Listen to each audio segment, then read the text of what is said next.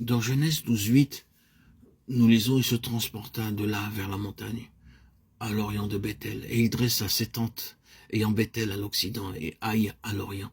Il bâtit encore là un autel à l'Éternel, et il invoqua le nom de l'Éternel. Ce fut le second autel d'Abraham. L'autel l'avait conduit à la tente, et la tente l'avait de nouveau conduit à l'autel.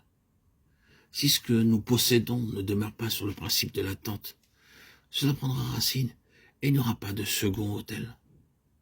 Lorsque nous avons tout consacré à Dieu, il laisse certaines choses dans la tente, cependant nous ne pouvons pas en disposer comme bon nous semble. Tout ce qui se trouve dans la tente doit être passé par l'autel et de nouveau replacé sur l'autel.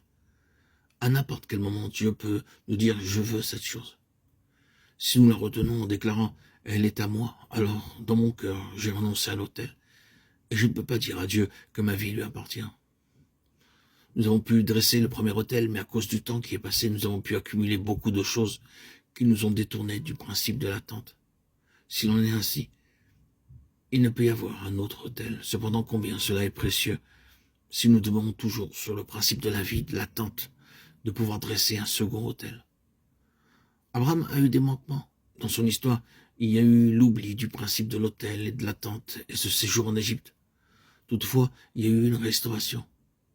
Comment ce recouvrement a-t-il pu s'opérer? Genèse 13:3-4 déclare « Il dirigea ses marches du midi jusqu'à Bethel, jusqu'au lieu où était sa tente au commencement, entre Bethel et Haï, au lieu où était l'autel qu'il avait fait précédemment. Et là, Abraham invoqua le nom de l'Éternel. » Le recouvrement peut avoir lieu si nous retournons à l'autel et à la tente. Quelqu'un parmi nous a-t-il failli? Sommes-nous retournés en Égypte de telle sorte que nous recherchions nos intérêts et la satisfaction de nos désirs? Si nous cherchons la voie du recouvrement, nous la trouverons à l'autel et dans la tente. La restauration de la vie spirituelle d'Abraham nécessitait un retour jusqu'au lieu où était sa tente, au lieu où était l'autel.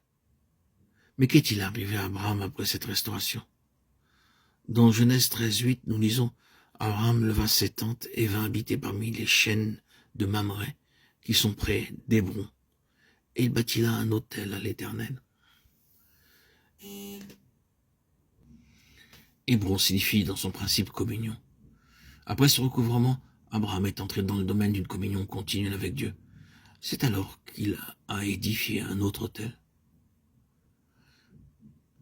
Frères et sœurs en Christ bien-aimés, chers amis, auditeurs, auditrices, si nous sommes en communion avec Dieu, alors nous n'oublierons jamais l'autel, jamais, non.